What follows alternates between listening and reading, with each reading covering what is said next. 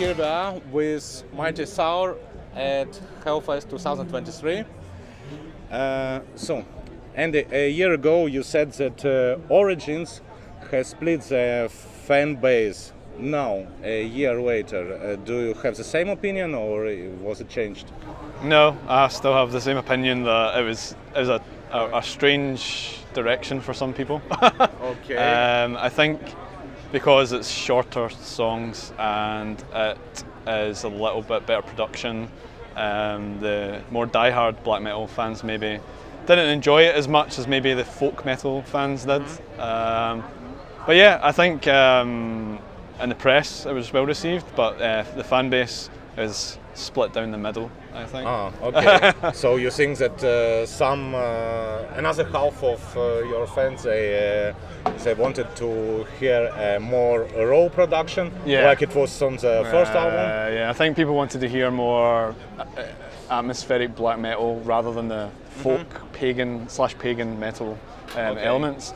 But I just felt like doing something different. But the new stuff that I'm working on is a more in the vein of Roots Sonora. Yeah, it was a cool little experiment, and I love the album personally, and the songs are fun to play live. But I can understand why some fans didn't like it as much as the older stuff. Okay. It's first of all they can. Also. In 2019, when Forgotten Path was released, you said, "I don't think I'm capable of writing a song under 10 minutes." Well, I am now. But on the Origins, the longest song is Aurora, which is 8.5 minutes. What changed in 2019? I don't really know. Like during COVID, I listened to a lot of heavy metal bands, and I like the basic structures of the songs, and I like the solos, and I like the. Yeah, I don't know. I was just listening to stuff that was, short songs then, and it just influenced me to do that. I don't know. Yeah, that's the best answer I can give for that. Okay, another one which is vital for me. How do you cope with writer block? Oh, how do I cope with it? Yes.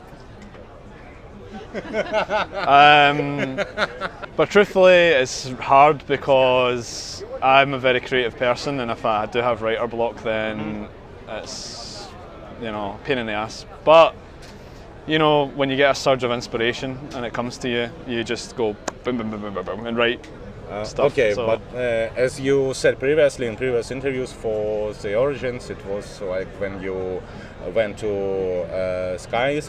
Yeah, definitely. Like going out to nature and kind of being away from people recharges the battery. Is that the only way is that the only source of inspiration, or you have much more? Well, there's obviously the Scottish nature and the landscapes, the history. When I was bored during lockdown, I'd read a lot about that. I already had an interest in Scottish history, but during lockdown we had a lot of time, so I read a little bit more, and that influenced me a little more. I was reading about the Picts, which Origins is about. But yeah, to deal with writer's block, every artist does. Okay. They always have a point where they go, "Fuck." Yeah, I don't know what is it, and that's why I ask you. Yeah. Okay, let's talk about playing your music live. Your live musicians, they just play live shows with you, or they can bring some ideas to the music? They can answer if you want. Yeah, so first of all, I am a live musician. I am part of the live band since March this year, and I will also play all upcoming shows with Sir, as well as the other live musicians. So there's guitarists, drummers, a violinist who joins us for some of the shows. And so, yeah, basically Sir is Andy's solo project, but he, remind me if I'm wrong, but for the last albums he asked some of his live musicians to play violin, for example. Okay. Or he also asked someone, you know, to play bagpipes for you. Yeah.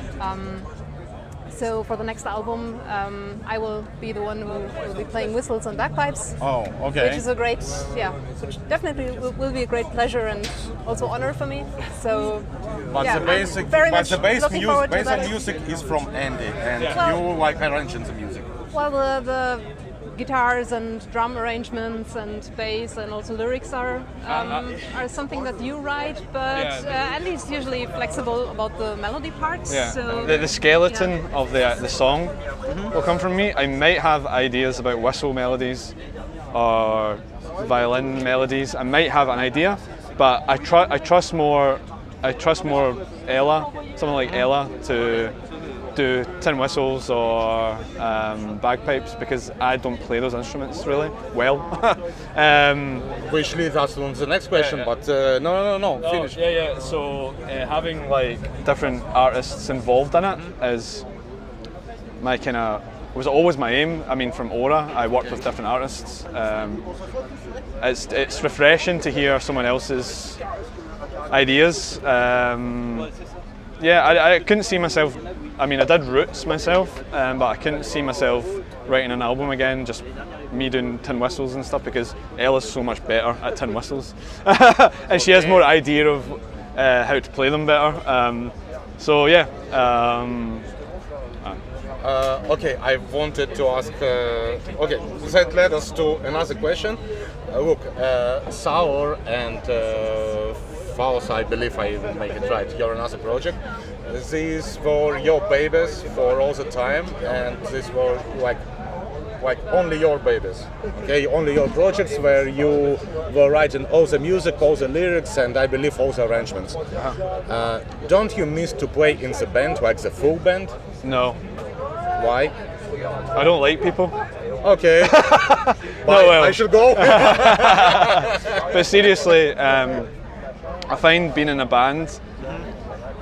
Well, I used to play in full bands, and I just felt there was too much arguments between, oh, this sounds good, Okay. and I just knew that I could write songs myself and work with people that I obviously have a lot of respect for, and keep it a solo project, because I feel a lot of bands just end up arguing and falling out, and I could have been in a full band where people write riffs, but why? Because I can do it myself. So. Okay, great. In the way you want to do it. Yeah, it's the way I want to do it, and also I don't feel. I feel if I played bass or guitar in a band, it wouldn't fulfill me as an artist. Songwriting is my main thing. Like, live's secondary personally to me. Like, writing the music and creating something is always the first thing to me, and I like to have control of that. Maybe I'm a controlling person. I don't know. Okay, great. And the folk instrumentation in the studio. Okay, I know you play all the instruments like drums, guitars, bass. What about the folk instruments? Well, I don't play drums. Sorry, you're programming drums, and then I program the drums. Yeah. Sorry, what was the question after that? About folk instrumentation, like violins, bagpipes, and all of this. Yeah. You're not so play them, or you play them in studio? When you're writing an album, when you're recording an album? When I started Roots and Aura, I had a tin whistle. I bought a tin whistle and just played it. Like, I couldn't play it before. Just picked it up and made melodies. Okay. Bagpipes I can't play. That's always been someone else. Kevin Murphy, he's called, from America. He played the bagpipes. Okay. And the drums, I always get a session drummer because I can't play drums. So it kind of is a band in a way, but it's still my project. You know. Okay, so let me ask you, how do you I don't know how to express it in the right way. You not write, but arrange your music. How do you know when you should use bagpipes, when you should use violins, when you should, I don't know, use a whistle or something else, or here should be just a huge guitar riff? I mean, I have hundreds of demos that I've not even used, and some of them you just click, it just clicks. Oh, that's a good song. Okay, this part here would sound really cool with tin whistles. This part here would sound really cool with bag. I just know instinctively like where things fit in a song. So. And by far you're doing it great. Well, we'll see. Next album, you can judge that. Okay. Next album. Origins was released like previous year. Isn't it too early, or you are okay with it? I'm starting to write stuff. Hopefully, maybe next year or the year after, I'll release something. Okay. But great! So you overcame the writer block. Yeah. It's weird because I didn't have a lot of time to write music. I had my first child last year, so. Being a father is a time-consuming. Oh, great! First of all, mazel tov.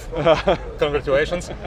Thanks, but you know, it takes up a lot of time. So the little time I do get to write music, there's just a stream of inspiration, obviously, because I haven't picked up a guitar, I haven't picked up the bass or whatever, and it just happens. Okay, and your let's say fatherhood, it somehow influenced your music? No, I wouldn't say so. It just gives me an opportunity to like focus on something else, because I was very obsessed with just write songs. And now you change the focus. Yeah. Well, that's my most important focus, obviously. Yes, of course. When I get some time to sit and write music, it's like a release of emotions. You know, so I did have a lot of writer's block because, you know, I wrote 4 albums within 2013 to 2019, so that's a quite short period in between the albums, and that's where I felt I had a bit of writer's block. But now I feel like my inspiration's coming back to do really good stuff again. So That's great. No, really. I think it's more a question to you, not to Andy. As I saw, you are 6 people on stage now. 6 musicians? We were 6 musicians today, yes. Yes, today you were 6 musicians, and it was amazing. Thank you very much. How do you rehearse before the show? Like I understand that you come from different countries. Yes. Okay, so it's like Skype rehearsals or something? Well, I have done one online rehearsal with one of the guitarists who was with us today, but usually we don't really rehearse. So everyone has the recordings, the live recordings, and we all prepare at home. So. Okay, but so you don't rehearse like let's say live band, like in one room together for the show or something? No. It would be just too complicated to fly everyone in, because we're spread all over Europe, basically. I do believe. Yeah. And so what happens on stage is just improvisation? No, because everyone knows what they're playing. No. So I mean, we know the melodies. I mean how you behave on stage. Oh, you mean the interaction between the musicians? The interaction between you as a band and the crowd. Okay, well, you can't practice that at home, obviously. So. But I think my living room would be a bit too small to fit 10,000 people in. Yeah, of course. But I think you already. You, Andy, you actually know when people will silent and when people will chant and when people will scream, like to underline these moments. I think the lineup is just naturally gelled. Like we've all gelled as people, we're all friends, and we're all professional musicians. We don't need to go to the rehearsal room and sit for hours rehearsing, because we basically have we can rehearse to like click tracks and stuff, and we can just, if you're a good musician, you should know how to do that. And I trust all these guys. Okay. When it comes to crowd interaction, I don't know what I'm doing. it just happens. You know, you can't prepare for, because some crowds are like into, like, you can see they're into the music and they're chanting, and some crowds are just like, and they just stare at you and you're like, oh. That's where it depends on the crowd, Yeah, it depends on the crowd. because I know that European crowd, they're much more calmer and okay, me and Eugene, we came from Israel, and our crowd is much hotter and is, it's much responsible. It makes like it responds more. Okay. I mean that. So yes, I think in Israel there is no show where you can see people standing like this and okay, entertain me. No, it's not happened because we don't have much shows. But how do you choose songs from all the albums? To play live? Yes, to play live, of course. We experimented in the early days with different songs, and we just kind of maybe played them twice to see how the crowd reacted. Okay. And we chose the ones we thought that were, we always play Tears of a Nation because we always see the crowd reacts to it and love it, and it's emotional and very Scottish sounding. Aura has always been a classic song to play. We all enjoy playing it, and the previous musicians in the band, they all enjoy playing it as well. So yeah, you just experience as the key. About previous musicians, you said that they were your friends, your close friends, and you know them personally. Now what are the criteria to join the Saor live band? I think it's more question to you. Well, I didn't choose me. I can just say that I just saw a post that the band was looking for someone to play folk instruments live as a kind of fixed part of the lineup, and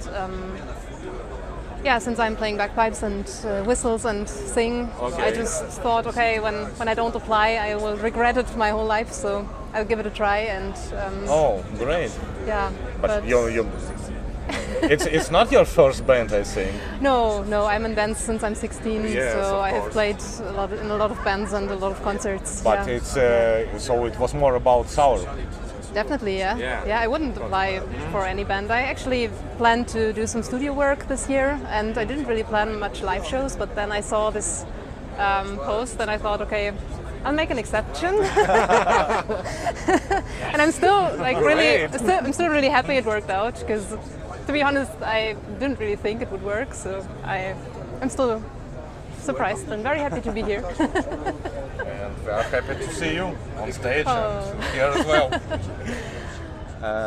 And on the previous album you worked with Niche from Alcest. With whom you would like to work someday? What is your biggest dream of collaboration? Oh shit. If you have one. Ivor. Okay. Or is it Ivor? I don't know how you say it, but Eivor. I think I always read it as Ivor. Ivor, yeah. The Faroese. Yeah.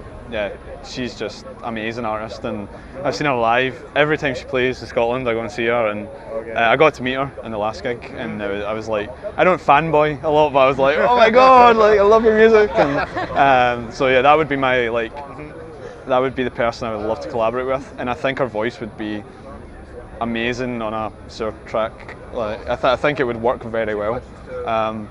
So if you're listening, get in contact. I can promise, but we will make what depends on us. Okay, let's talk about Scotland a little bit. Okay, if we take an average person like me and ask him about Scotland, they will name some commonly known things like bagpipes, kilts, and stuff that they saw at Braveheart or something. How you visit? And do you want to change such views from average people or not? I don't really care, to be honest. Every country's got their stereotypes, so it's, bagpipes are huge part of Scottish music, and tourists all around the world come to Edinburgh to see the bagpipe players playing and the marching bands and stuff. So yeah, it's not, it doesn't bother me. Kilts as well. Kilts are more like commonly used at weddings or special events. You might see one or two guys walking about with kilts casually. But yeah, it doesn't really, it doesn't really bother me, the kind of stereotypical Scottish things. How would I like it to be changed? That it doesn't really bother me, to be honest. But your music and your art is all about Scotland. Is about I don't know. It's the deep roots of Scotland. Yeah. Well, there are a few bands out there that are guilty of imitating Braveheart or some shitty film like that, and making it sort of cheesy. That's the word, cheesy. Like, it can be cheesy if people are, kilts and bagpipes and they sing William Wallace and all that kind of stuff. I mean, it's important, but there's a lot of bands that do it in a cheesy way, and I wanted to do it in a more aggressive. I don't like saying spiritual or aggressive or any of that. I just in a more serious way. Yes. And hopefully I've achieved it. That's the best description of your music, I think. Yeah. Because you can go and see any band that plays with bagpipes and kilts, and they're singing stupid shit about historical things everyone knows about. And I thought, there's a lot more to our history, and there's a lot more to, the connection being Scottish to our landscapes and our history. And I think that's what I wanted to, that's what I wanted to put in the music. I wanted people to listen to it and be taken away somewhere. Yes, but actually, it's not only Braveheart. It's all about the Highlander series, and not many people that are deep in, somehow deep in Scotland history. They even don't know that there were Highlands and Lowlands, and But that's what you're talking about in your music, in your lyrics. And what do you think people can learn from the Scotland history today? Well, it's very interesting for a start. It's very bloody and it's very sad. And I think that, back in the past, I mean, we're talking hundreds of years ago, we obviously had lots of battles and stuff like that with England, and that's all in the past. But what can you learn? What can you learn about it? War with England? War with England, yeah. War with England elite? Yes, it's hard. That's a hard question to answer, actually. I have many thoughts in my head, but I can't have a coherent answer for that. Like, what can people learn? I don't know. Go and learn it and take your own judgment from the history. Okay, the next one will be harder, but it will be the last one. What are you dreaming about? Dreaming? Yes. Bed. Right now? Going to my bed? Right. I'm only joking. And okay, right now I do believe, my condolences and stuff, but overall. What am I dreaming about just in general? Yes, in general. What are your dreams? To move somewhere very secluded where there's no people. And Sky Island? Maybe Sky, and still write music and be with my family. Very basic, but and have a private jet to pick you up. And have a private jet to pick me up. Yeah. Yes, a private jet would be nice. I think it's more question to Mike from Season of Mist. But yeah, I don't really have dreams in that sense. I